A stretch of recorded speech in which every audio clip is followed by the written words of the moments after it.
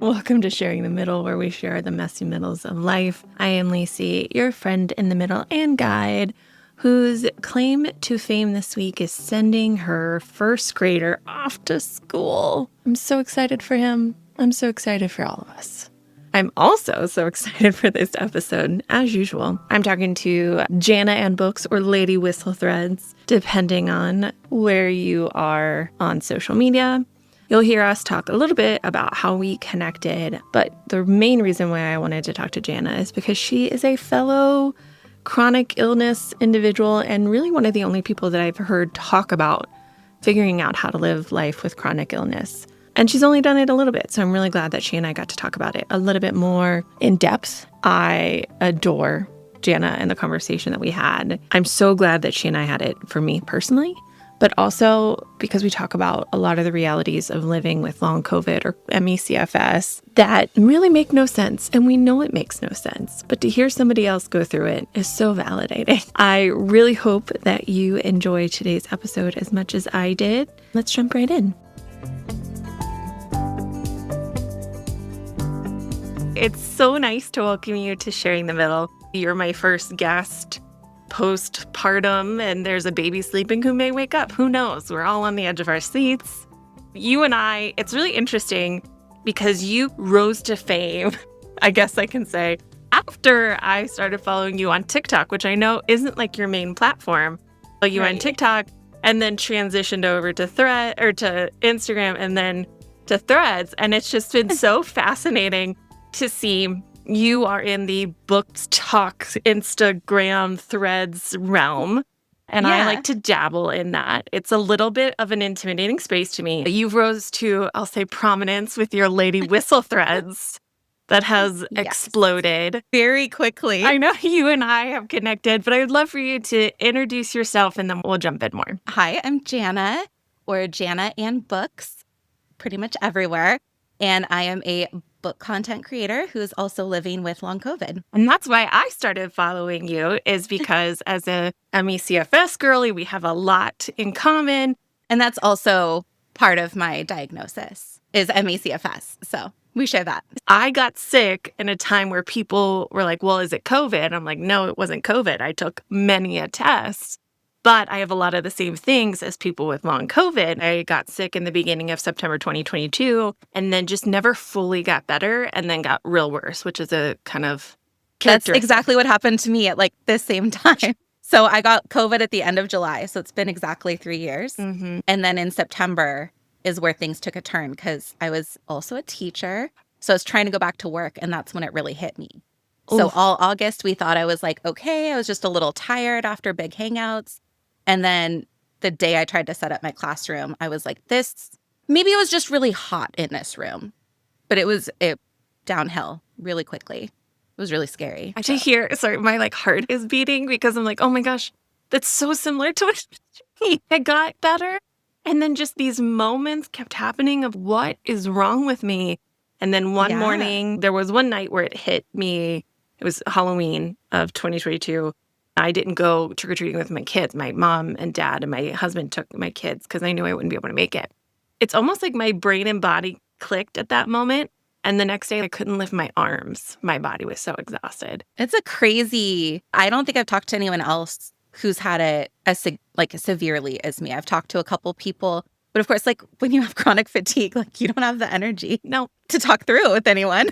I hope it's not too much. You're coming to us from your bed, to which I said, please do. I've recorded many a podcast in my bed because I've set up my life to be able to do this. I'm not in my bed right now, but it's become my outlet. Before we get into all that, you were a teacher and now you're in the book content creation space. Were you in that space pre-illness? Yeah. So I started, my Bookstagram is where I started. Mm-hmm. And I started that in, I think, March, April of 2021. So I was a teacher and then transitioned to Zoom school. And my area stayed online for about a year. And so some teachers went back in person and some kids chose to stay online. So a couple of us stayed home. I stayed home. All of my friends went back in the classroom. And I was like, who am I going to talk to? My husband was home, so I wasn't completely isolated. But all I was posting on my Instagram all pandemic long was books anyway. So I was like, I literally just Googled. I was like, how to start a bookstagram. So that became a good part of my life. I had a year where I did go back in person for the 2021-2022 school year. And I kept up my bookstagram and made some really good friends. And then when I got sick, it was just my outlet. It was the only way I was really connecting to people. It was, my whole community. So I'm really thankful for this space of bookstagram and book talk and now book threads. It definitely gives me something to do when, like we said, I am in bed for most of the day. I'm only able to be out of bed for about 2 to 4 hours a day. I'm going to ask lots more questions about that. But before we get into that, one of my first questions, I'd like to get an essence of your reaction to the concept of the middle. I know we talk about this is about the messy middles and sharing our middles, but I find people tend to have a very visceral, oh, that's what this means for me. So what does that mean for you? I think I have maybe a less visceral response than a lot of people. But I think for me, I am a pretty present-minded person. And so sometimes even like recognizing that I'm in a middle takes me some time to be able to like reflect back on that past. Because being in, I view, I guess, the middle as like a moment of transition often. And so it can be growth, it can be change, it can be so many things. But it takes me a little while to get through it before I can kind of reflect and see like that was my transition. And now that I've come to a new place. I love how you said that because as you were talking, I'm like, oh, this is an insight. Your orientation, you said I'm a very present person. So I'm a very future person. My brain is always wanting to run to the future. And I know a lot of people who are very past oriented. And I can see how my feelings about the middle when it comes to being future oriented are so frustrating, right? Because I'm stuck here and I want to be there. And people who are very past oriented are stuck in the past and they're here. So I think that yours is a very healthy being. I think it's really been a blessing because I can focus on just what I'm experiencing in the moment and the things that are working in the moment. And I definitely am a planner, so I definitely think of the future, but it does, like, I have to kind of think about it. It's not where my brain naturally lives. But like you said, it is so frustrating to be in a moment of transition or a difficult spot and be like, but I want to be there. And how am I ever going to get there from here? And that's the middle really came from my frustration with my chronic illness of this, like, I'm stuck and I can't do anything. And then I started looking around and seeing other ways that I was in the middle and it was driving me bananas and it haunted me essentially for about a year of my life. Wow. But now I like talking about people's messy middles because they get what that looks like. I do want to step back. Do you want to talk about your long COVID as your middle, or is there something else you would want to talk about? That was definitely what I was thinking about. I got COVID in July of 2022. I got my diagnosis of long COVID probably like late September. And that's when I went on my leave of absence from work, from teaching. And then I had to do like a really intense month of bed rest. And the only reason I even knew to do that was because I read a book called The Long COVID Survival Guide, because none of my doctors had any idea what to do. And the specialist program near me wasn't able to get me in until September of 2023. So a year after I got sick.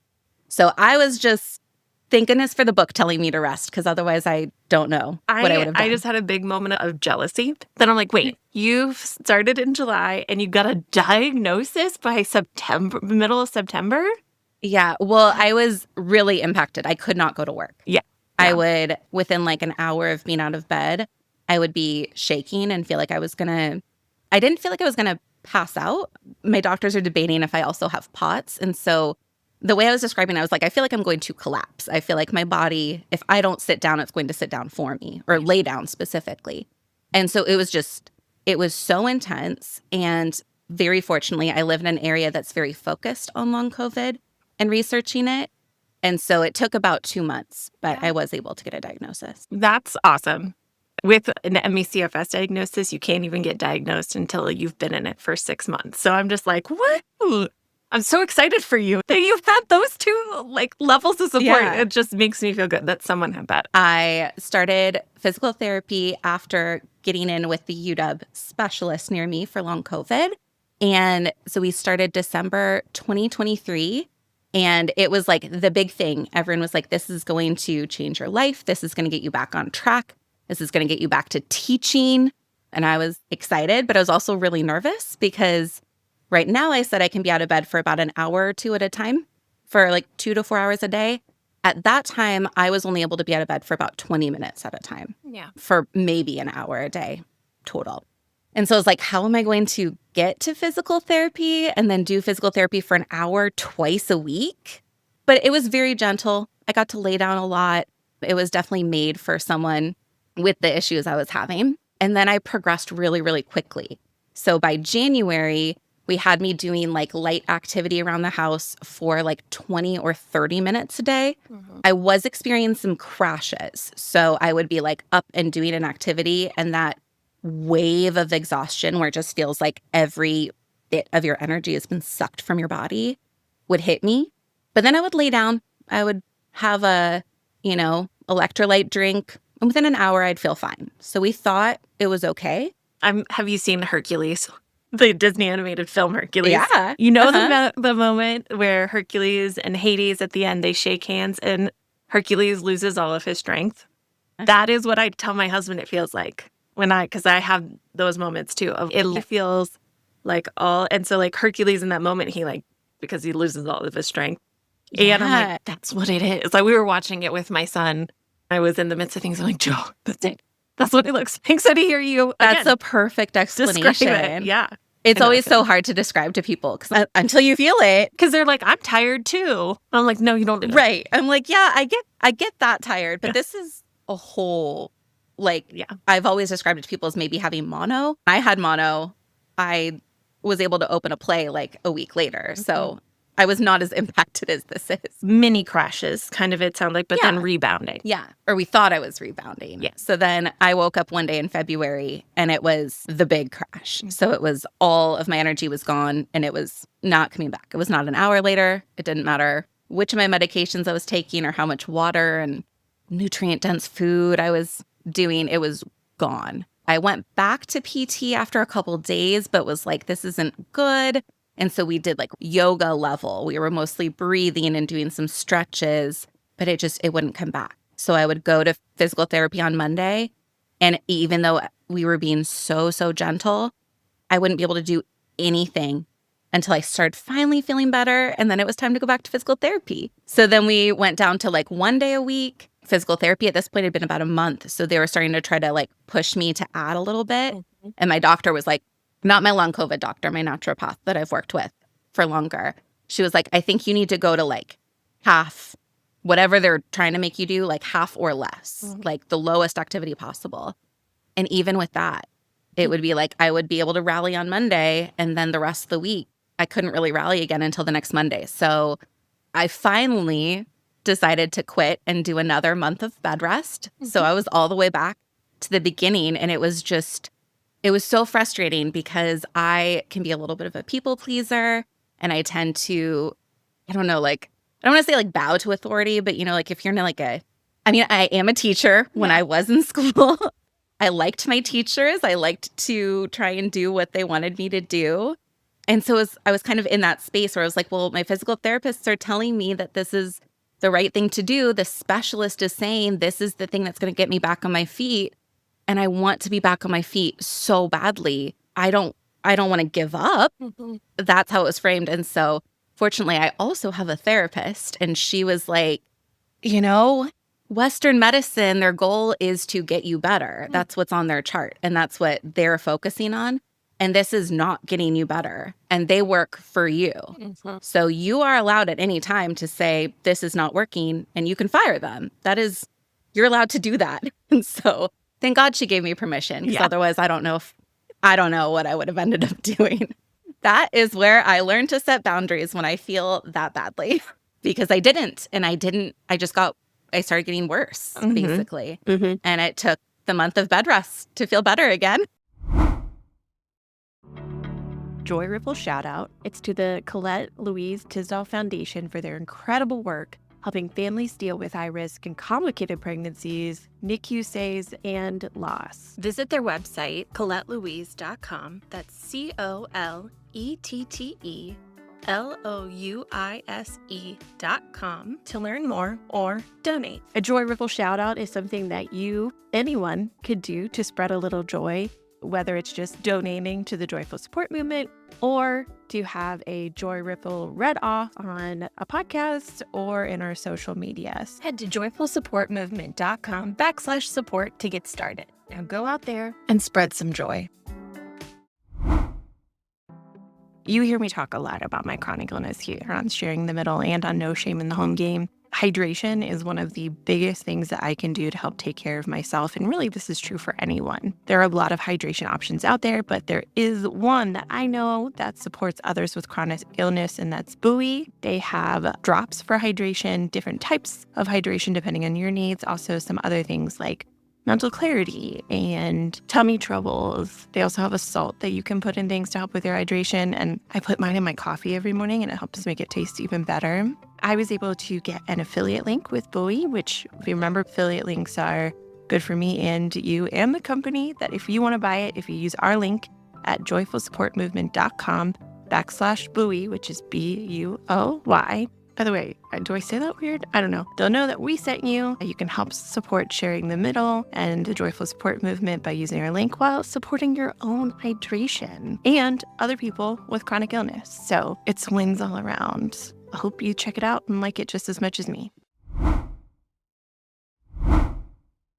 So I just want to pause here and do a little PSA. Yeah. What Jana is describing is called graduated, I don't know if it's exercise or whatnot, and it is something that people want to tell people with ME/CFS or long COVID to do.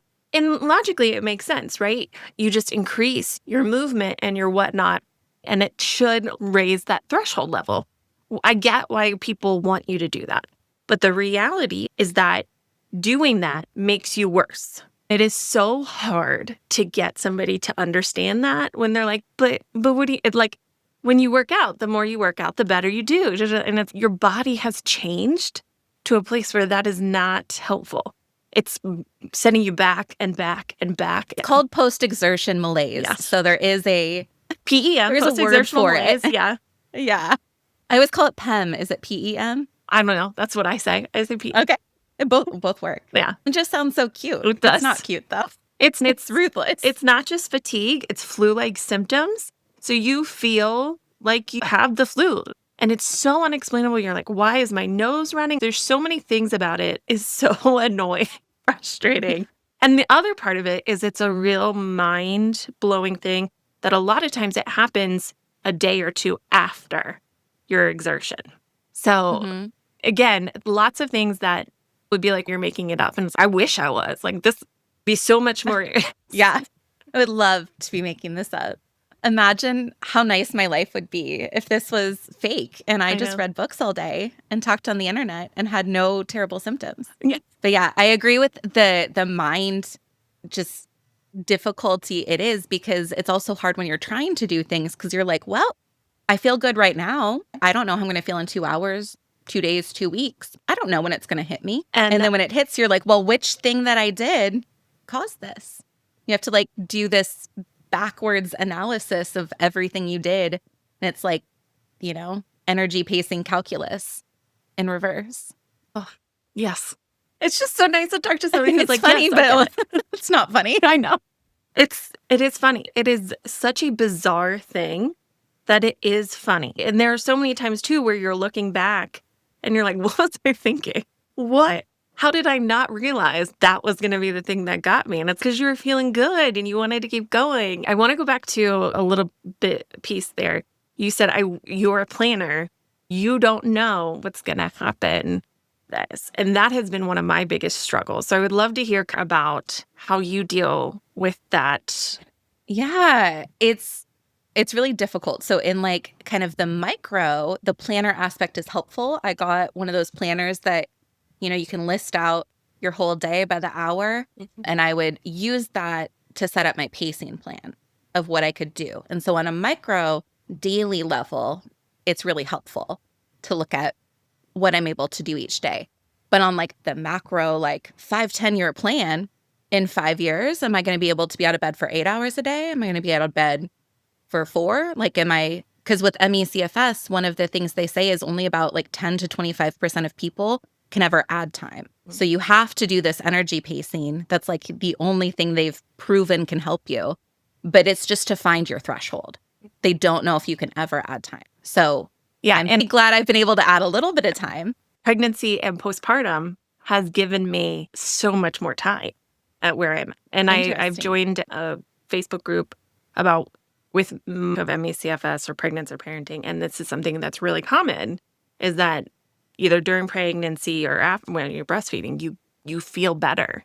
And so right now I'm on this That's like so interesting. I have felt better than I have in 3 years in my own borrowed time. Like you were saying, like in 5 years, I'm like, I could be better, it could be worse. I could have raised my threshold, or Yeah. by the time I get out of this, my threshold's gone. My my husband's, can you just breastfeed forever and we'll sell the milk? I'm like, I don't think it works. Like Oh, maybe. maybe, Well, but I've been so fascinated to watch that part of your story because we were prepping to start IVF when I got sick. Oh. So we had been trying to get pregnant for 3 years. Mhm. And that's my big question is, am I ever going to be able to do that? Because at this point, I can barely take care of myself. Yeah. I can't take care of an infant. Mhm. So what would that look It like? is. I know you've probably heard me say this if this is something you've been interesting. My husband and I didn't plan to have any more kids. We felt like it was irresponsible to have more kids because of how I was doing. I already had 2 kids that I was struggling with. My husband is the bomb. If I had one piece of advice for you, that if your partner is not going to be there to be 50-50, maybe even more sometimes of a partner, it's not going to work. But because my husband is wonderful, we've been able to make it work. We have lots of family support and that kind of stuff. And I will say this, Violet, my 3rd child, is the biggest gift from the universe that I could ever ask for because I feel better. I feel good. That's amazing. I've had this gift and I would have never made this choice because I Yeah. thought it was going to be the wrong choice. So that I could give you advice, it's such a gamble. And that's the thing that's Yeah. so hard is that literally when I got pregnant, because I freaked out, I was like, am I going to be able to have this baby? My husband was Yeah. like, do you feel physically like you're going to be able to do this? And I'm like, I don't know. And I did my research and literally, you can imagine there's very little research on ME/CFS, let alone women Right. with ME/CFS, let alone pregnant. Pregnancy. Yeah. Keep niching down. And I found something that was like 1/3 of women feel better, 1/3 of women feel worse, 1/3 of women feel the same. Literally, who knows what could happen? Okay. Yeah. Did you feel like, because you've had 2 Mhm. other children, were those other pregnancies like easier or harder, or can you compare? Oh, I can. So pregnancy for me, pre being pregnant this time around, I would say ME/CFS was the closest to when I was pregnant because I felt Yeah. the worst of my life when I was pregnant. I was sick all the time. Yeah. I felt awful. I got gestational diabetes, like all the little terrible things that go wrong when you're pregnant. I felt like that. This Yeah. time around, I had all the same things. I think it did mellow my ME/CFS out. That pregnancy was like a normal person's pregnancy almost. Interesting. So for me, it like came in almost even. Now that I'm postpartum, I'm like, That's amazing. I went from what I would probably consider moderate ME/CFS, like I could be out of bed quite a bit, especially right before I got pregnant, to I would say mild. Like my pacing is very gentle. I can do it very easily and do get myself in trouble. Oh, did not think about that. Or lack of sleep at night is definitely going to affect me here. I feel like when I'm feeling good is usually when I end up crashing because I don't pace as well because I feel good. Enjoy the moment that you have because you don't Yeah. get them. So yeah, it is so hard to know. And I am grateful. I'm certainly not taking your advice. Oh no, I'm not making big decisions. but This. it's I nice was to just curious. hear. No, Yeah. I am so grateful that the universe took it out of my hands. So Yeah. if anybody ever wants to question it, it's like, hey, I had an IUD. I literally was Yeah. the most responsible you could be. So I'm so grateful for that and that I get to enjoy, like I'm enjoying being a mom a lot more than I was Yeah. before. So there's just a lot of it for me that I'm so thankful for. But man, when you said 5-10 years, I have no idea. And that's why for me, a quote unquote normal job is still something that I'm like, I don't think I can risk it. Yeah. One of my hardest moments was like officially leaving my teaching contract because they pulled every string they could for me. So my school district, you're able to take up to 2 years medical leave. So that could be after having a child, after whatever, caregiving. It's unpaid, but you can at least like get your job back. Yeah. And then they were like, well, for every 7 years of teaching, you get those 2 years, or you can get like an extra year or something. Gotcha. So I used my 2 years, but they were like, well, since you were able to come in and use all your sick leave, you technically worked like 2 or 3 months of your 8th year. So we can get you that 3rd year of sick leave. So I was able to have sick leave and come back like this September 2025. And we decided in like January, February, just to fully resign. And because I was so stressed, like I was, I kept trying to fight for being able to get on my feet. Even if I could just work half a day or something, I could get back. And we just had to be like, that's not a reasonable expectation at this time. And it wouldn't be fair to those kids for me to try again. Yeah. So that phrase, it wouldn't be fair to. That is a phrase that I use a lot as well. And I actually really good transition into the thing that made me be like, oh, I want to talk to her about this. So you've got lady whistle threads, which people have opinions about. What to say that. Especially now. But one of the things that you did that I, as somebody with MECFS and knowing your thought process, so you do it on threads, and then you also have a Substack that people can subscribe to. I don't remember the exact of it. I don't subscribe to it because I don't have extra income, but it's free. You can subscribe for free. There's also a paid tier. Yeah, there's a paid tier. But yeah, I'm subscribed to the free tier. But totally fair. You did refund proactively your paid subscribers when you had a crash, correct? You were in the middle. My membership. Paused your membership. So I didn't refund anyone, but I did say like, I'm not going to be able to do my subscriber posts, my like paid posts. I was like, I definitely can't do it this week. And if it was just 1 week of the month, like I kind of told people, I was like, I'm hoping for 3 posts a month. That would have been fine. Yeah. But I was getting ready to go out of town. So I was getting ready to do a big energy pacing push to see if I could do an in-person hangout for like 1 hour, which is huge. Yeah. So I was like, I definitely can't do next week when I'm pacing for that. And then the week after, I probably am going to be in a crash, to be fully honest. So I'm like, if I'm not going to be posting for 3 weeks, I'm not going to be charging people. That just seems unfair. Yeah. So I paused it for that reason. Yeah. But it was proactive. And I had this moment of, oh, this is boundaries in action. And I got really excited. And so I wanted to hear more of how you come to, not necessarily that decision, but it sounds to me like you've really thought about boundaries. They get challenged, as they have very much lately for you. Yeah. But how, I don't know, maybe I'm just like more of like, how do I set them? Of you that can and have been able to do that, because that is I have hard. a really great therapist is the short answer. And I had to work with boundaries a lot with her before long COVID. So we have done this work before. Yeah. And I know things about myself. But I think a lot of the boundaries are also just me being transparent, like me being able to say, I am in a crash and I can't work today, gives me permission to rest. Pausing the subscription and saying this is turned off for 3 weeks means that I can actually rest and relax because I know that no one's expecting this work from me.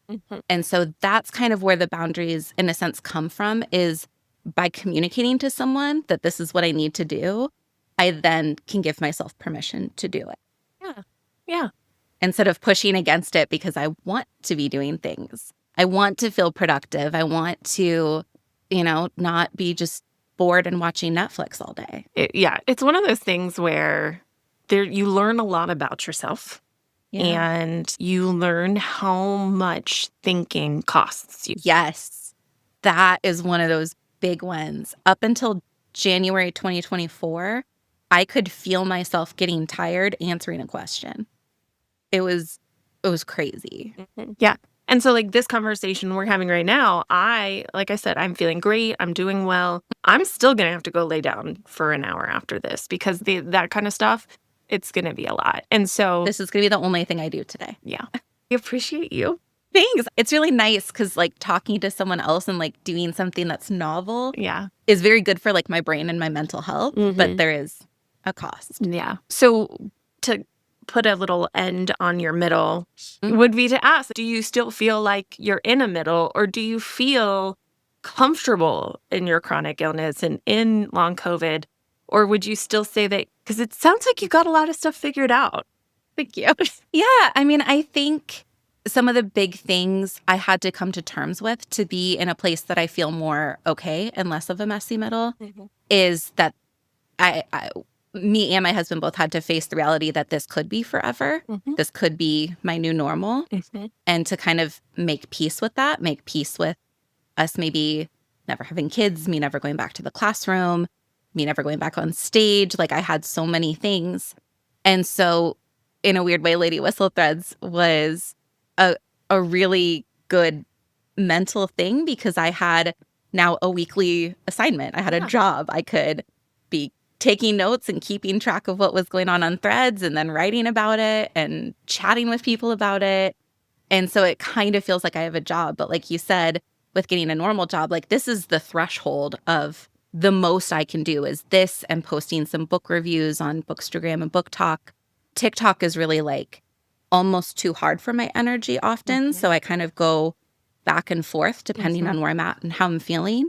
And so I think I could be in a middle. There could be a stage after this, but maybe there's also like another middle, another transition stage that gets me to something else. And I think for now, I feel like I could be okay with my life looking like this. So my last question, do you have a piece of advice, whether that's something you've learned from experience, something you wish someone had told you, or just something that you're like, this is the best advice I've ever gotten? I think my piece of advice would be that no one has to give you permission to set a boundary.